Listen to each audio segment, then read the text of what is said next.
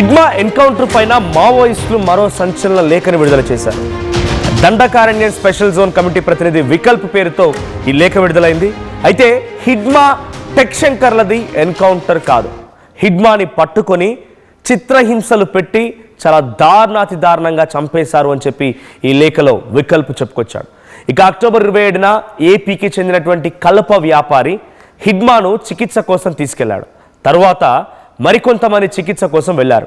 ఏపీకి చెందినటువంటి కొందరు కలప వ్యాపారులు చేసిన ద్రోహంతోనే నవంబర్ 15న హిడ్మా సహా అతనితో ఉన్నటువంటి మరికొంతమంది మావోయిస్టులు అరెస్ట్ అయ్యారు.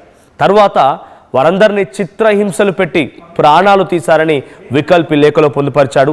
హిడ్మా శంకర్ ఎన్కౌంటర్ పై సమగ్ర దర్యాప్తు జరపాలని వికల్ప్ ఈ లేఖలో రాసుకొచ్చాడు. అయితే ఇక్కడ కల్ప వ్యాపారులు ఎవరు? ఏపీకి సంబంధించిన కల్ప వ్యాపారికి మావోయిస్ట్ హిడ్మా లాంటి వ్యక్తులతో సత్సంబంధాలు ఉన్నాయా? కీలకమైన వ్యక్తిగా చెప్పేటువంటి ఈ హిడ్మా ఒక సామాన్యమైనటువంటి కల్ప వ్యాపారితో, కల్ప స్మగ్లింగ్ చేసే వ్యక్తితో ఆయన నమ్మకంతో ఉన్నాడా?